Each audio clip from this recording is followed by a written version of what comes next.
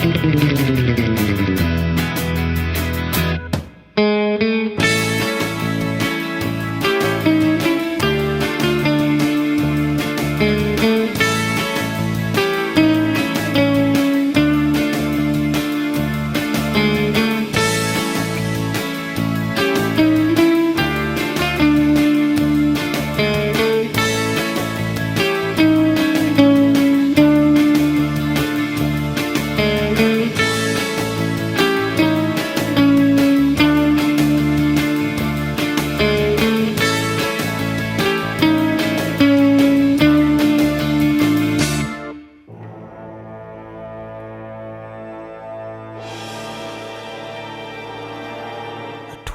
of fear and tears that glisten. There are spoilers here for those who listen.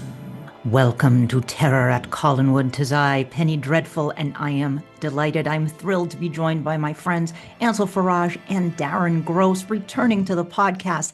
Ansel Faraj is the director and screenwriter behind films such as Loon Lake, The Great Nick D, the Theater Fantastique series, and many more, with his most recent release being Screening After Midnight, which you can watch right now free on YouTube.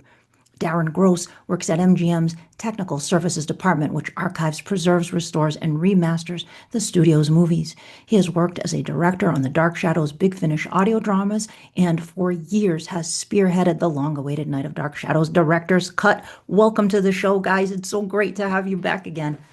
Thank you so much. It's always a pleasure. All right, guys. Well, today, you know what? We're going to dive right into it because I know we all got stuff going on today. But we had to take time to commemorate the 55th anniversary of House of Dark Shadows. I don't feel there's been enough done this year to commemorate that auspicious occasion of the premiere of House of Dark Shadows. I was asked last year when I did a screening hosting of The Raven, of the Roger Corman film. I went at the Luna Theater in Lowell, Massachusetts, and they had a movie poster of House of Dark Shadows in the lobby. And I talked to the theater manager. I said, I'd love to host that live. And his wife, Amy Roeder, is a huge Dark Shadows fan. She was on the podcast when we talked about the Ross novels.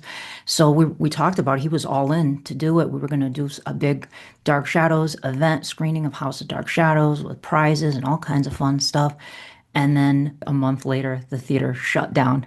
So it was not meant to be, alas. So, but this podcast episode's even better because I have Darren and Ansel here, and this is going to be a good time here, guys. So, first of all, before I know, because everybody's going to ask me, why didn't you ask them? I'm going to ask you just to start things off.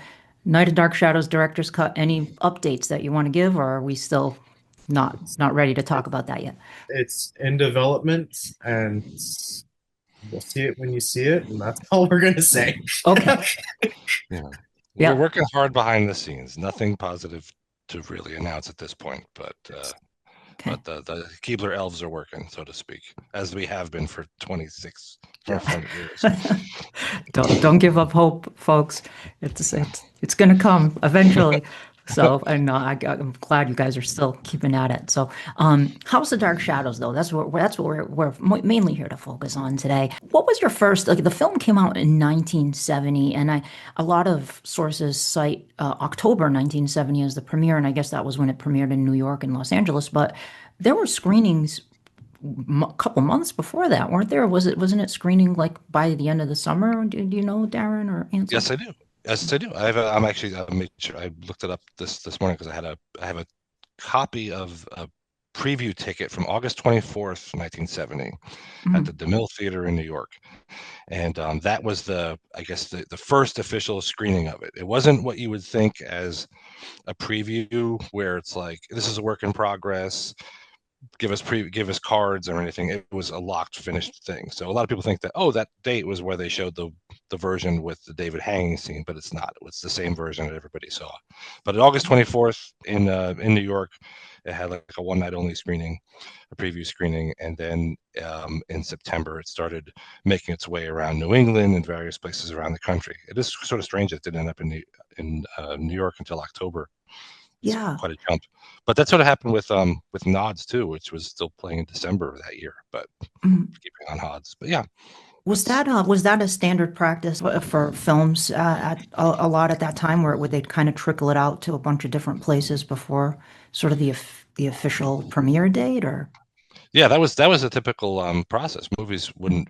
You really would rarely have day and date screenings, as they call them now, where everything, on this day, Avatar 3, boom, and it's in Yep. 2,500 theaters and everything. Um, and things like Star Wars really sort of helped cement that, because people didn't want to wait, 4 months to see Star Wars 2. They all wanted to see it at this, Empire Strikes Back. They didn't want to wait it, and it sort of made the need and desire for that much more marketable. And but before it would movies would open, and then they would take 2 to 3 months to spread throughout the country, and then even longer to spread around the world. You Yeah. know, I think Japan, it was like 1972 for Hmm. uh, for HoDS, and I think France was 71 Wow. for HoDS. So yeah, it took a while, and I was told the last stop on the train was Australia. Australia, really? Okay. Yeah. Australia, yes, you'd find these like Australian censored prints. We call it, that's because it's the last stop on the chain. Yeah. But long story short, yes, it was a normal process that they would open in, let's say, 100 theaters in the New England area, and then it would spread around, and then they would do, maybe, as I said, it spread around the country, and then they would Right. do Los Angeles and New York. But yeah, you'd see, and then they might keep it around as a double bill Hmm. for months and months and months. You might find newspaper ads from like January 71, Hmm. advertising House of Dark Shadows on the bottom of a triple bill, you Yeah. know, you know. And I I know they paired it as a double when it first premiered in a bunch of different places with all sorts of bizarro, Dirty Dingus McGee, Where Eagles Dare, various, Yeah. you know, vaguely inappropriate movies, Yeah. to go with Brotherhood of Satan, which isn't even the same studio, but there's Yeah. tons of them. That might be nuts, actually, Brotherhood of Satan. But anyway, And yes. it's kind of cool too, because that film, for most of the world, like outside of the US, was their introduction to what Dark Shadows is, really, because the US parts of Canada got some Dark Shadows, and then later, as it went into the 70s, we went into syndication in Mexico and stuff, South America. But most of the world, that was their first look at Dark Shadows. And for you, Ansel, I remember when you first came on the podcast, that was your introduction to Dark Shadows. And just briefly, do you want to just kind of recap that a little bit?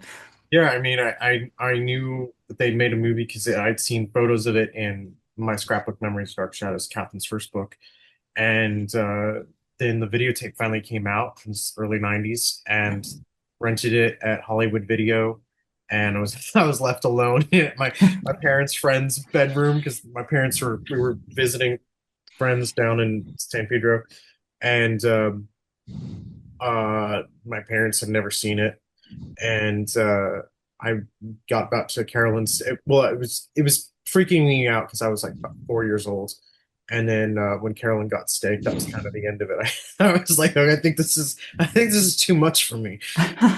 And so then I came and I told my mom, I'm like, oh, this is kind of freaking me out, and she took the tape out, and then it took me like 3 more years to finally see how it ended, which now I'm kind of like, if I had been four and I'd seen like the arrow coming Oh, at me, like what would I have done? Because when I finally did see that, I was like, wow, that's really cool. So yeah. That was a scarred for life. that was a pretty brutal staking there at the end. Yeah. Uh, That's pretty brutal. it was Pretty pretty, brutal. but you missed the heart because he turns into a bat after the credits. Set Yeah. up the sequel, which we're gonna talk about the potential, what might have been theories. But Darren, what was your introduction to House of Dark Shadows? Oh, okay, yeah, no, mine's it's interesting too. At least to me. I My first introduction to Dark Shadows was House of Dark Shadows. Oh, I didn't okay. I didn't know it at the time. It was a 4:30 movie. They showed it as like a 4:30 spooky movie that they did in the New Jersey, New York area. Mhm.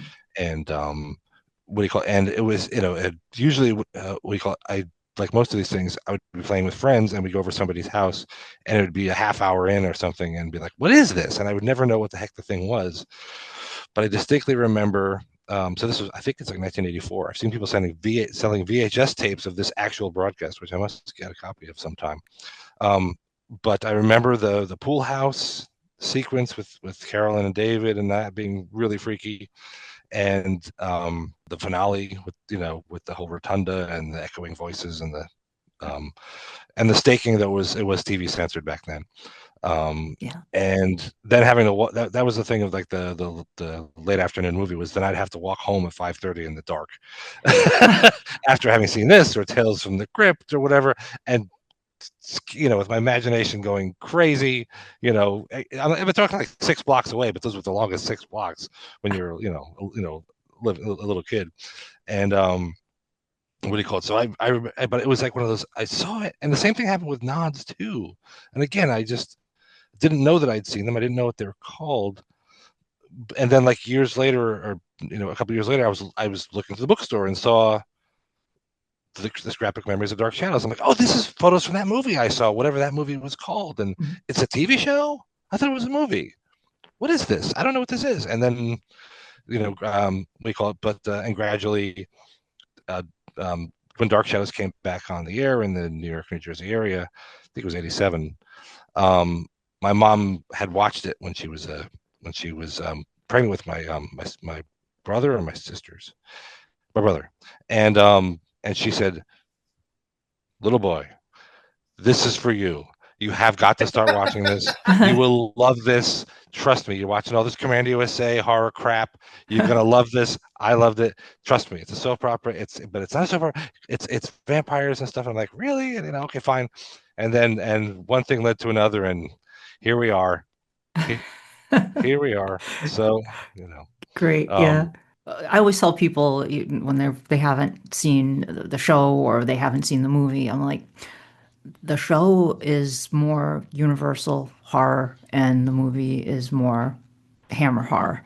If you love both Universal and Hammer, you will love both. And I did when I had already been watching the show, but I hadn't seen House of Dark Shadows yet, and this was in the '80s. And my uncle Valdemar, who I always talk about on the podcast, he saw it in the theater when it came out, and he would talk about it and tell me stories about the movie and stuff, and how much more vicious Barnabas was in the scenes in the movie and stuff.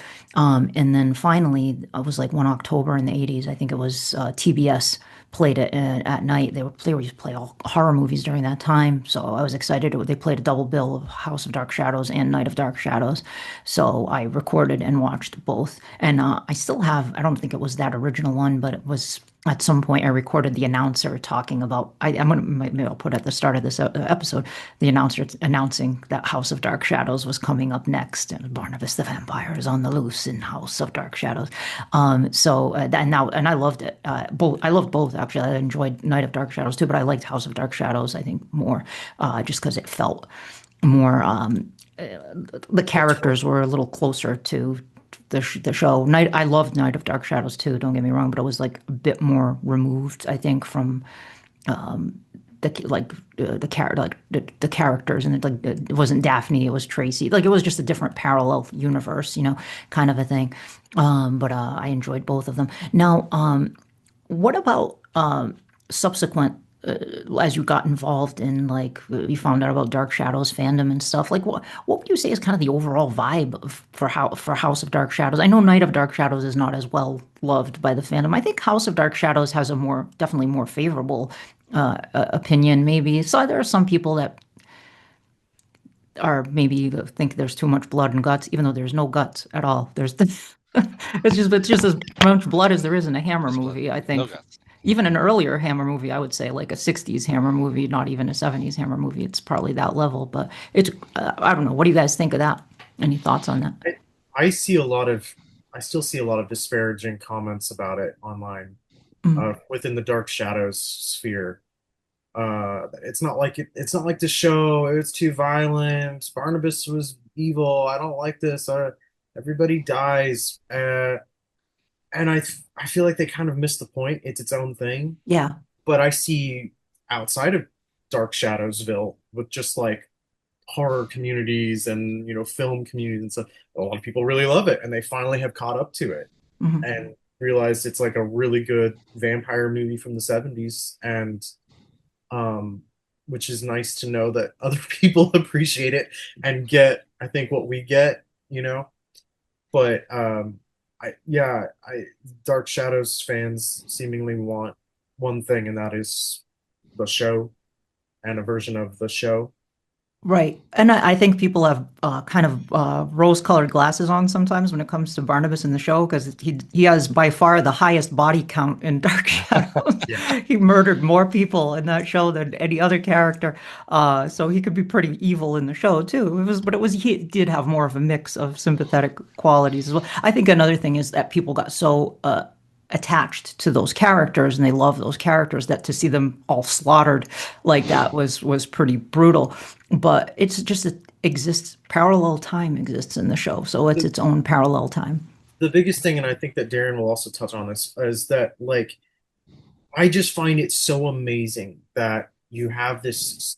It's not like The Man from Uncle, where it's Mm. like an ongoing like nighttime show. It's a daytime soap produced relatively on the cheap, and they took that and they made it into a theatrical MGM production, a proper film, and It's we get to remarkable. see Colin's port, and we get to see this whole world that's in like Dan Curtis's mind, like for real, not proscenium style like the show, but it's like we're there with gritty handheld camera, or like we're in that world, and uh, like that's just unheard of to take a soap and make it a film, and that's my biggest sort of appreciation, and Mm. nobody seems to get that. But like, just yeah, that's just amazing that something like that exists, that they allowed them to do that Twice.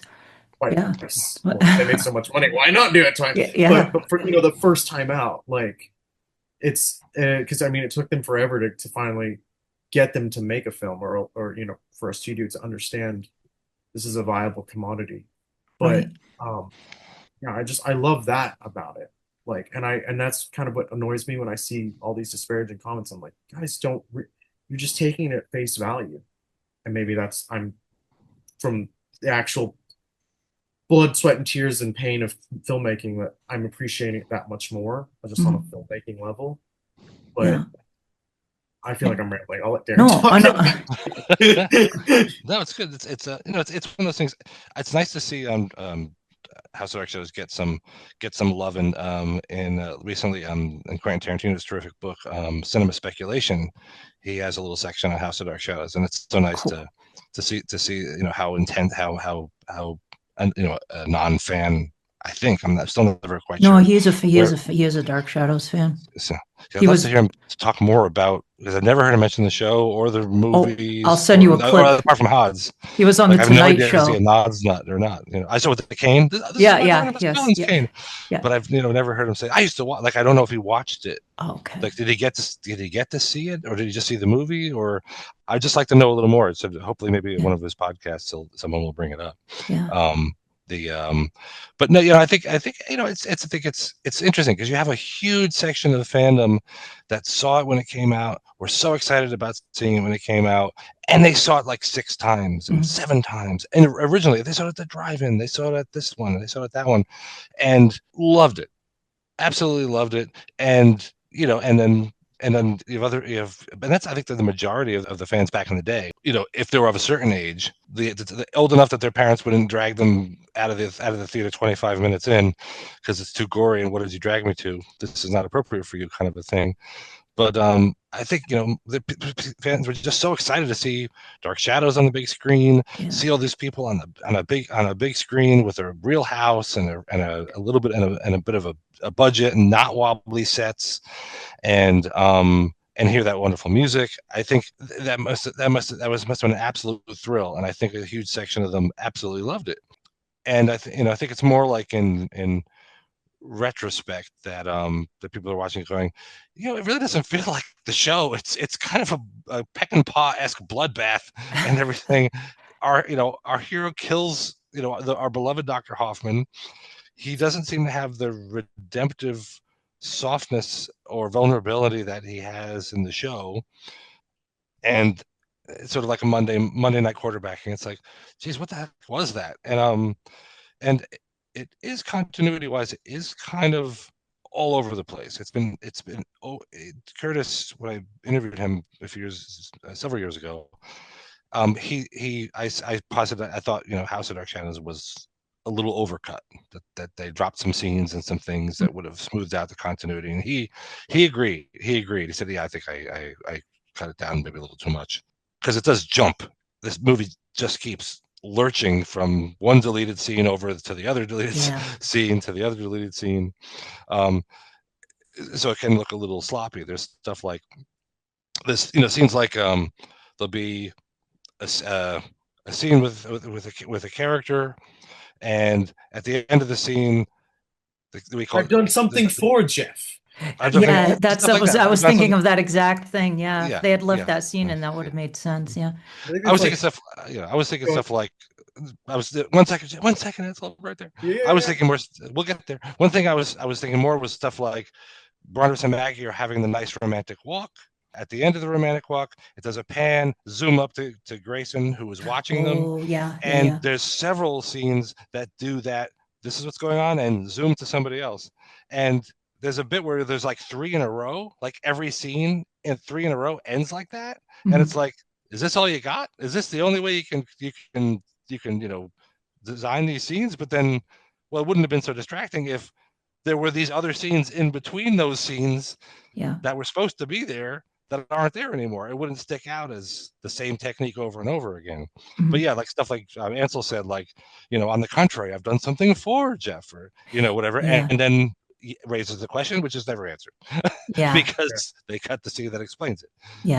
That kind of a thing. I was thinking the other day when I rewatched it, I was like, if we'd had the original extended opening to like establish everybody a little more properly for newbies, and if we'd had when they opened Carolyn's coffin with the police and seeing that she's no longer in the coffin, so explains why the police suddenly believe in vampires and all have their crucifixes when they stake her. And my other bit is that I've done something for Jeff with that the walk between Kathleen and Roger. I think out of all the deleted scenes, if we'd had just those 3, it might make a smoother viewing experience.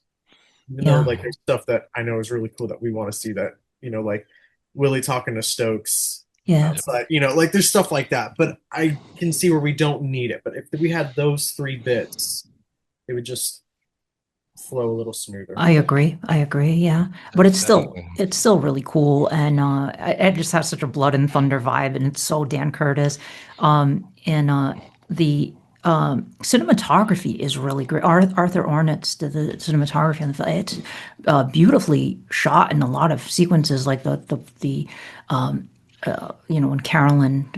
when David is throwing the ball in the pool house and Carolyn shows up, it's just so eerie, and it gives me goosebumps just thinking about that scene. But just the way it's shot is so ominous.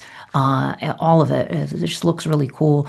And being at Lockwood Matthews in July was the first time I'd ever been to Lockwood Matthews. I saw the rotunda for the film's climax, and I was like, oh my God, this is so cool. But the way they filled it with in real life, I want to go. It looks much smaller than I expected it to. I mean, it looks smaller than I expected it to, given the film, because it had been shot from above like that, So I was like, oh, but you recognize it right away. Oh, this is the rotunda here, but it looks smaller than I imagined. Yeah, but it's cool. It was very cool. Association from Stepford Wives too.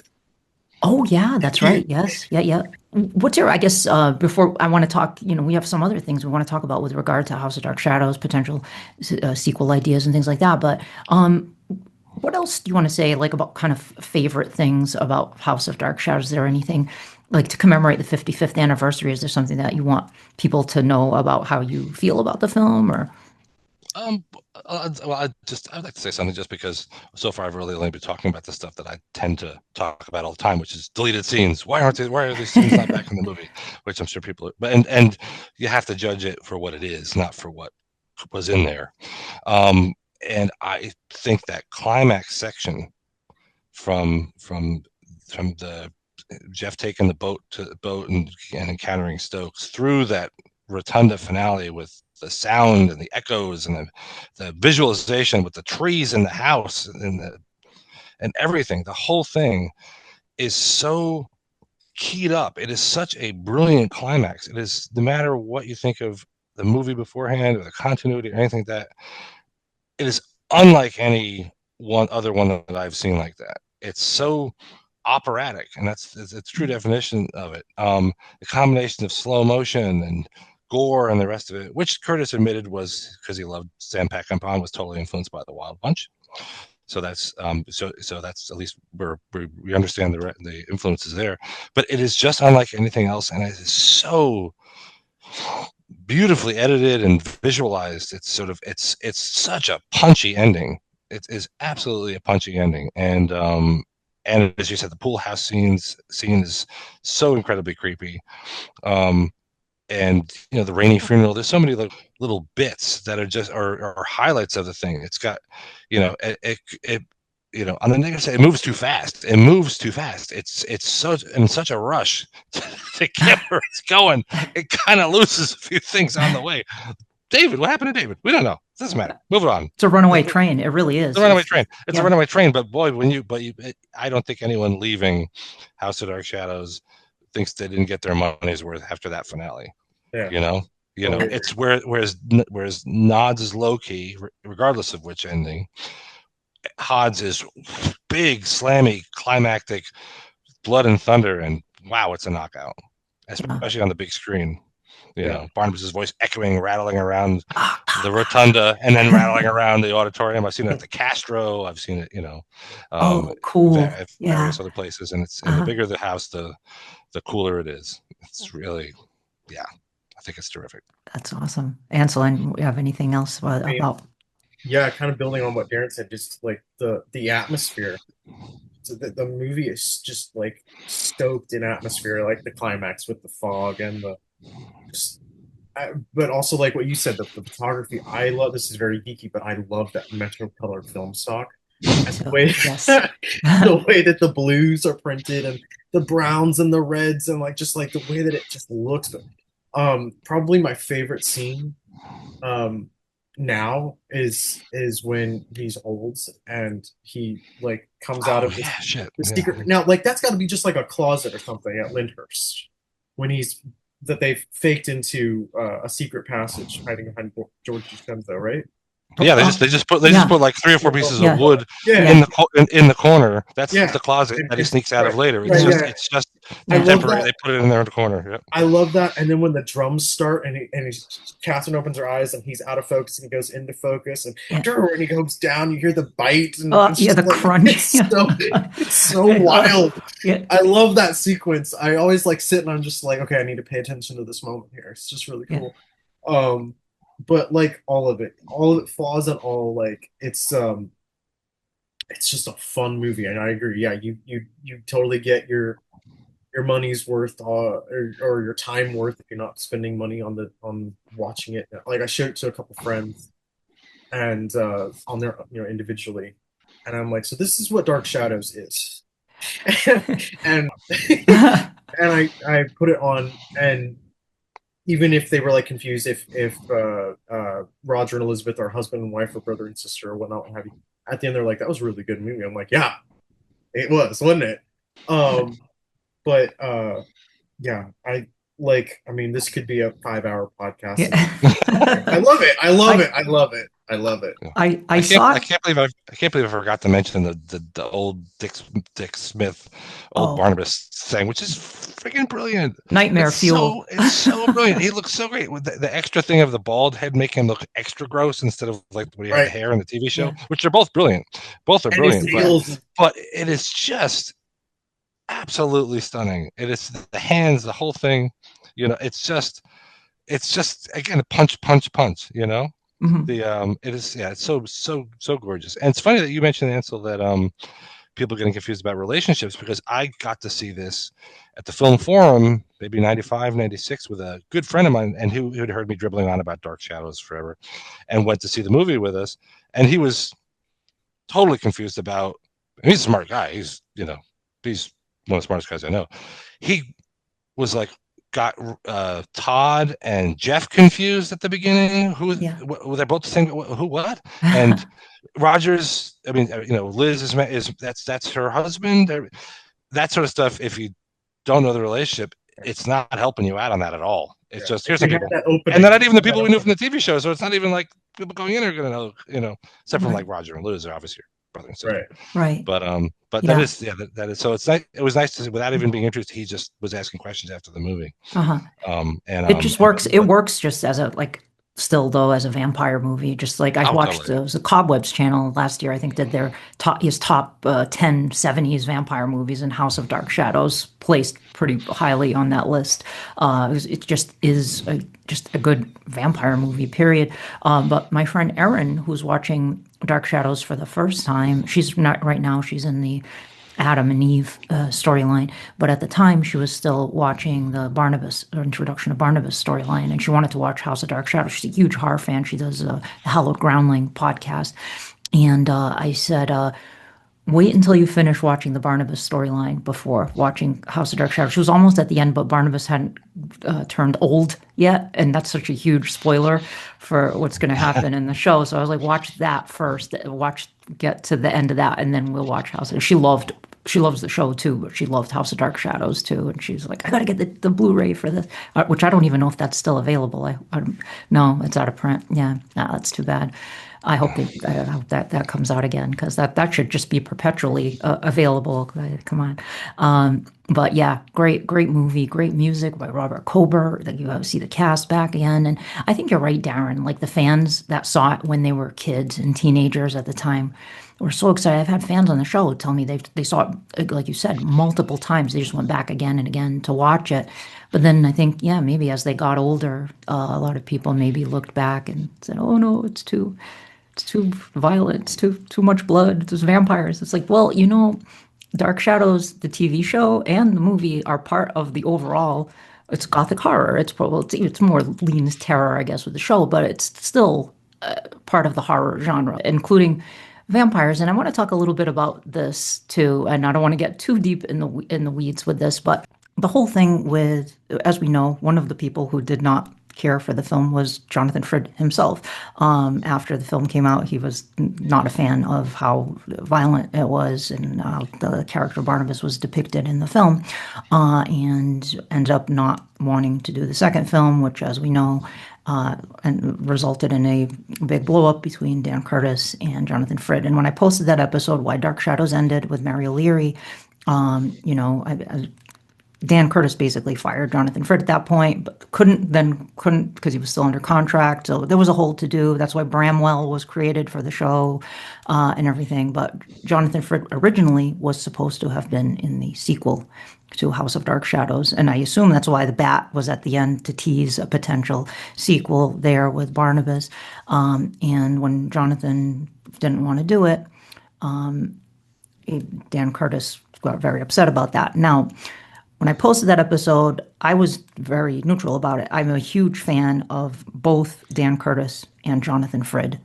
I adore both of their work. I'm just such a fan. But a lot of people were really went after Dan Curtis when I posted that. What's that? I said they were not neutral. No, they really hammered Dan Curtis on that one, for his. Now I can see why people would react that way to Dan Curtis firing Jonathan Frid as a reaction to. I think maybe that could have been handled better, but I do understand why Dan Curtis was upset. And I think, Ansel, you put it best, and when we were discussing this on the Classic Horror Film Board. Do you want to kind of maybe step in and kind of give the perspective of Dan Curtis a little bit I here? mean, I get like both are like, headstrong guys and they both have their own ideas and stuff. And again, we weren't there in the room, but you've made product and now it's your job to go out and sell the product. And if you're going out and you're sort of like publicly disparaging it, that I could see that would not make Dan Curtis, who's already, tenuous guy, very happy. Um, but like, I also like, without getting really, like, Joan Bennett is a movie star who has a huge history of work besides Dark Shadows. And here she is, she's in a new film.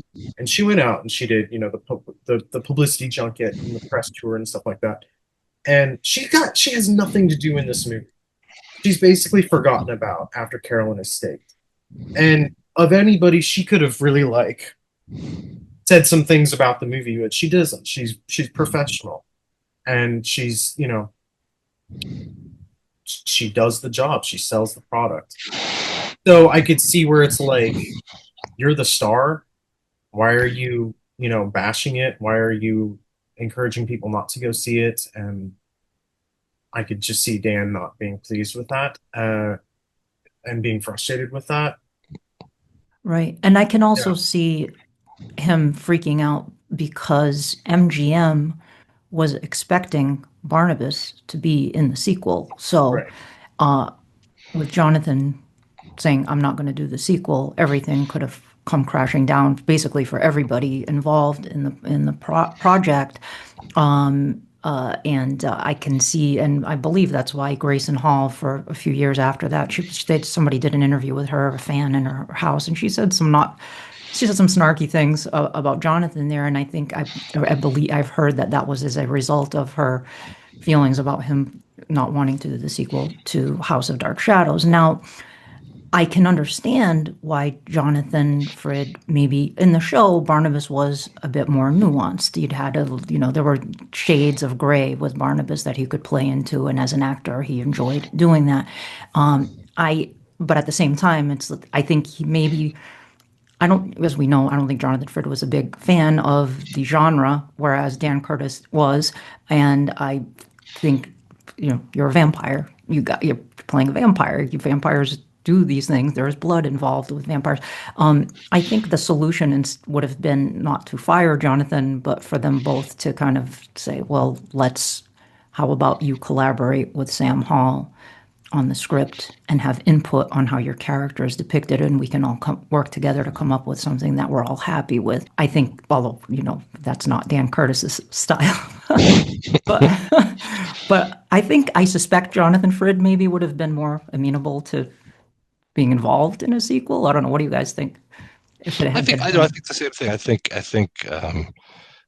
you hear that story, like your podcast, which is essential. If you haven't heard it, go there and come back.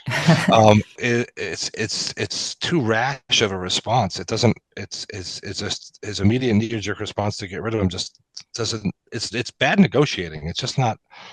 It's just not good planning. It's more like, okay, so you don't want to do the movie, but okay, so why didn't you want to do the movie? Because of the gore and the this and the that and the sympathy. Okay, so then how about script approval?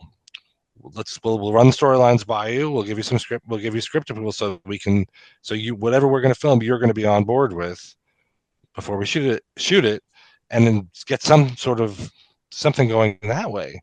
Um, that would appeal to both of them. That just seems to make more sense to me than this sort of blanket thing. But Dan was apparently not in the mood for that. And I think Jonathan Frid was, well, actually pretty shocked by the response as well, because in a couple of the articles that after the show was canceled, he was like, "Oh, I talked myself out of a job," or he said something to that effect. So I think he was probably not expecting that response as well. But at the same time, it's like, well, you can't just walk in and say, "Yeah, I know you have this sequel coming that for MGM. I'm not doing it." Maybe both of them could have handled that situation a little bit better. But they're, like Ansel pointed out, they seem like both kind of headstrong kind of guys. And so it was probably just a matter of a lot of pressure. Plus, this is another remarkable thing. They did the movie, they wrote and filmed the movie while the TV show was in daily production. That's insane. Can you imagine? They were already under a lot of pressure just doing the show every day. Can you imagine adding a film to that plus the show? They must have been under so much stress and so burned out. So I'm sure tempers were probably short at that point too. Yeah, Yeah. but it's completely bananas, and I think they took. Again, I've been going through all this, trying to autopsy of information on breaking down what was going on during each of the movies were shot and with the TV show and everything. They took a week. They had like a week and a half off. They just stopped taping the show for like a week or two at the beginning, because they had enough episodes in the can that they could sort of do that, just to get the sort of ball rolling. And I think I've seen photos of Layla Swift on set Lyndhurst with Dan. So maybe just during a couple of the complicated sequences, just sort of as a mentor, because he said she helped a lot, but she, and certainly you watch any of his directed episodes, he certainly has his own ideas. He's not someone that's come to the table and doesn't have an idea about what to do. He's got his own idea, the low angles, the feet, the rest of the sort of stuff, the intensity, the violence, things like that. He definitely has an interest in it and a technique already. But she helped him out a little bit, figuring out how to block scenes and break them down. So they had a week or two off from there, and after that they would occasionally actors would come back to do the show, and then they would return to the set. Most of the time the actors were, once they were started shooting the movie, they were off the show the entire time, like Barnabas and everything. But a couple of times a couple of them would crept back for like once or twice, which is something I wasn't quite aware of, but they did. And what do you call it? So it was absolutely bonkers. And I think one of the casualties of that was Don Briscoe, because his last day of shooting is when he sees undead Carolyn in the crypt, and she bites him. And looking at the schedules that I've got, it looks like he then had, at the end of the day, he had to go racing off to the studio to do the read through for the next episode that he was going to be in. And and either that day or the next morning, he the stories vary, but he's had some kind of a mental breakdown. Either some people have said he did LSD, some people said it was just emotional problems or whatever. But the intense pressure of this movie, and where am I? What am I doing? What am I saying? Whatever. Somehow was the breaking point. I think somehow, I don't know what else was going on personally in his life, so I don't want to speculate too much, but it's fairly public knowledge that he had some issues, and that was it. And as a result, they recast him with like the assistant director stepped in. I mean, it was that last minute, and the scripts have his name. Ken McEwen, yeah. It's just odd, and so poor Don Briscoe, and it never returned to the screen ever again. It's very sad. And it is. But and there's even jokes about that thing. I think it's in the press book or something. Joan Bennett said, we call it this thing where he said, Dan, I can't do that. I have to go be in town. I got to rehearse the show. And he goes, what show? What TV show? It's your show, stupid. Or something like that. Wow. Probably stupid is my own invention.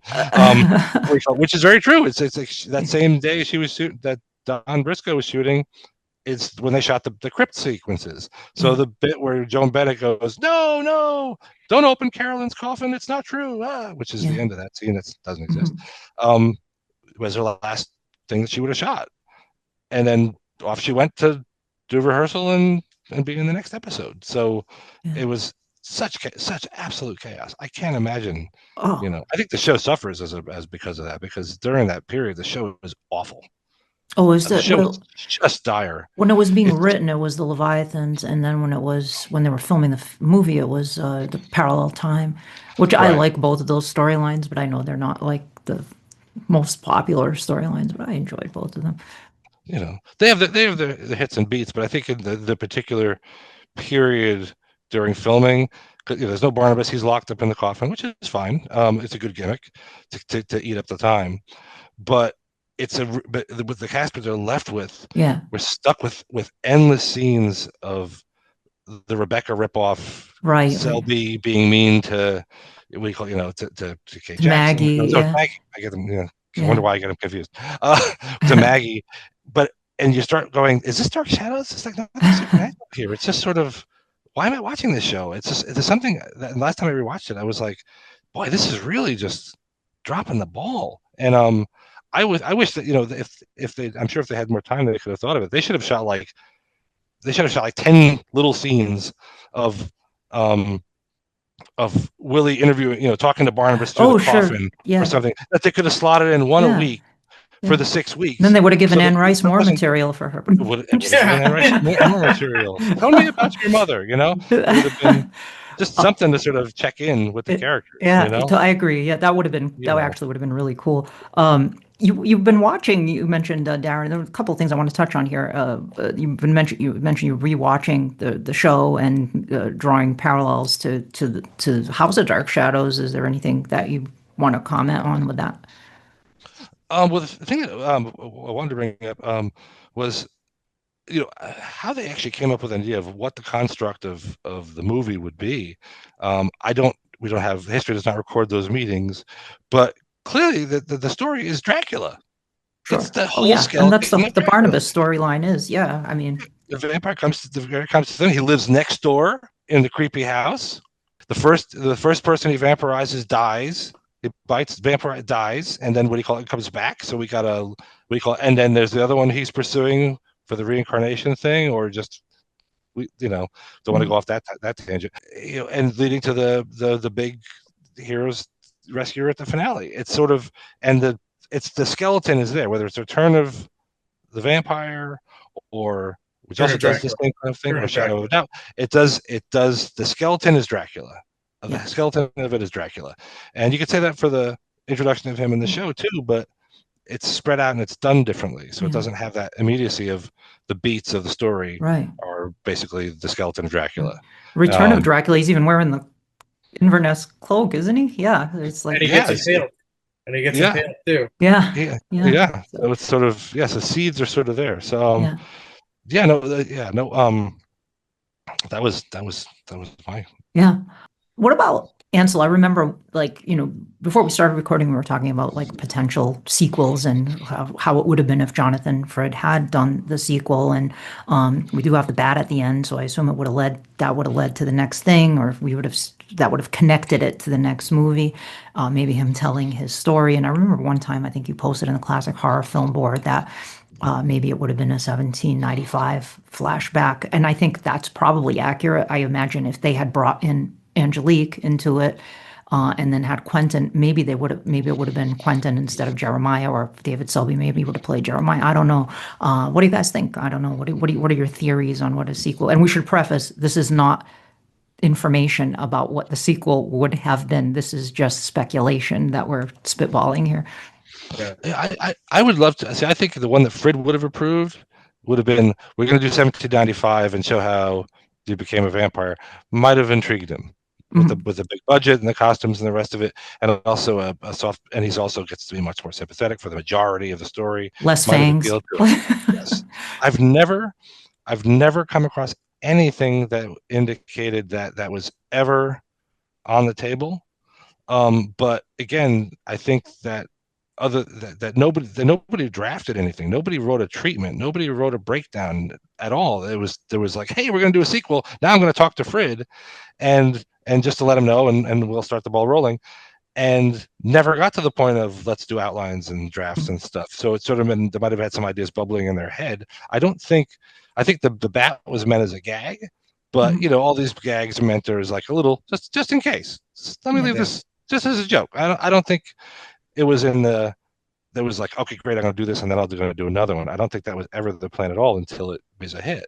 Mhm. And but I feel like that based on all the outlines and stuff that we have for what Night of Dark Shadows is, and there's a bunch of them that I have been able to read, and what it was, I feel like we could take some elements that were in there that were sort of bubbling around, like they want to have Selby and Jackson in the movie.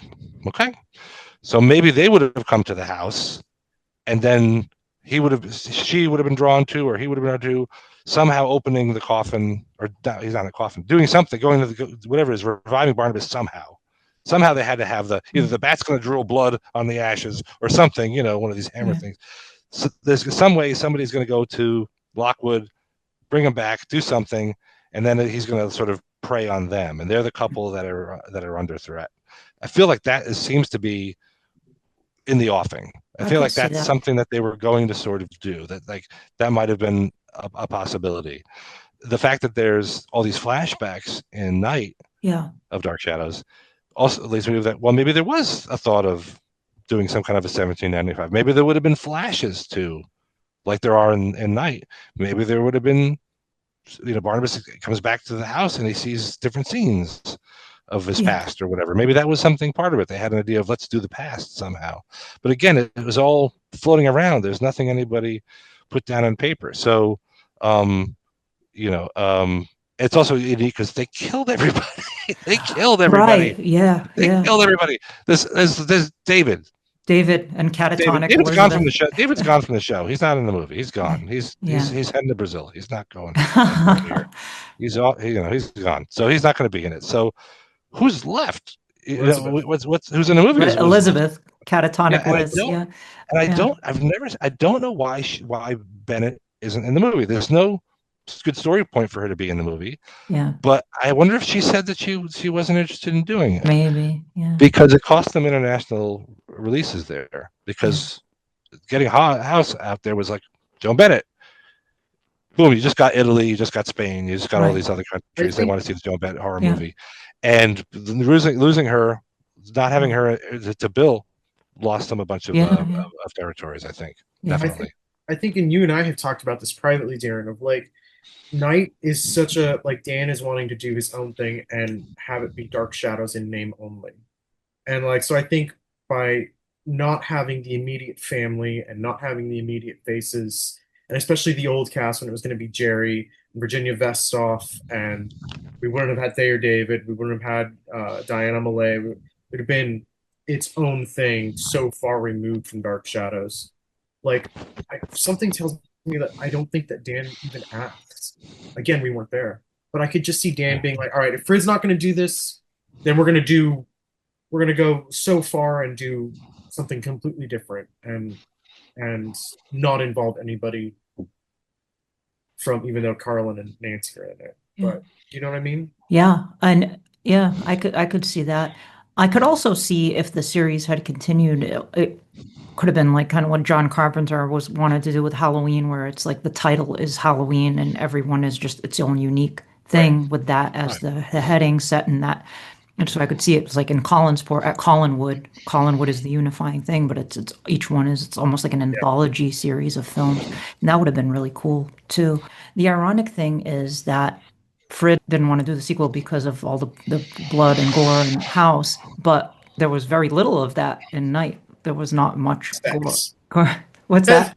There's just a lot of sex. Oh yeah, that's true. Yeah, that's true. There is gore in Night. It's just got cut out. It's there. Yeah. And and it said and sexual assault and stuff. But yeah, it's not. There's no stake plunging through the chest and blood flapping everywhere. But there is a significant gore and real world gore and hanging and people getting trampled by horses and things like that. And so there are shot in the face. Right, that's true. Yeah, Gerard's shot to the face. But I mean, I don't know. I just if you're listening to this and you haven't watched House of Dark Shadows in a while, or you don't like House of Dark Shadows, give it another try. Try to think of it as its own parallel time. Like if you like, a lot of people like the Ross novels or the Big Finish audios, the Gold Key comics. It's kind of the House of Night of Dark Shadows. I think they're kind of their own unique thing. They have their own vibe, but I feel like those honestly feel to me closer to the show than some like the Ross novels and a lot of the licensed stuff, which is even further removed, because at least all the people involved with the TV show were involved with those films. It's everybody you love from the show worked on those films. Any closing thoughts? I know we got to jump out of here in a couple of minutes. Ansel and then Darren, closing thoughts on House of Dark Shadows. Darren goes first. Darren goes first. Okay. Closing thoughts. Well, it's not really a closing thought, but it's just something I had my mental list to take off. Was we're talking about the colors and everything. Is I've got like the only existing IB Technicolor print, which is a dye transfer print of House of Dark Shadows made for the UK, and the color values are slightly different than the way we've known it to look. And it seems like when then for the Technicolor prints, they made the blood not look like that great 1970 studio blood, which looks kind of like paint. They made it look like blood. So everything else is the costumes are a little drab as a result, but the blood looks disturbing because it's like dark and bloody. It's great. We showed it at the Castro. It was great. Cool.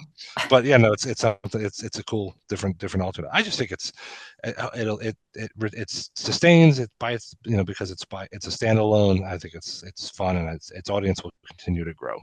I just wish they didn't have to crap on the second one in order to love it. But give the second one a chance too. Folks. It is what it is. It is what it is. Ansel, what about you? I mean, without seeing House of Dark Shadows when I was 4 and getting freaked out and really liking that feeling of getting freaked out, I probably wouldn't be doing what I do now. So, yeah, I'm grateful for Dan Curtis wanting to make a movie.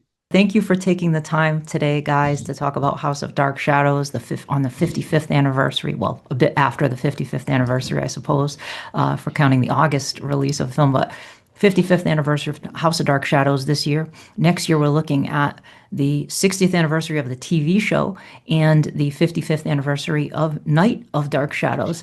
So lots of fun things coming next year. I look forward to hopefully seeing you guys next year too. I'm hoping to make it out to the West Coast, and there's going to be a big 60th anniversary celebration. So hopefully we can party like it's 1966. Absolutely. And for as long as they lived, the dark shadows never truly vanished, for there will always be terror at Collinwood. Terror at Collinwood is a Penny Dreadful production. And have a happy Halloween.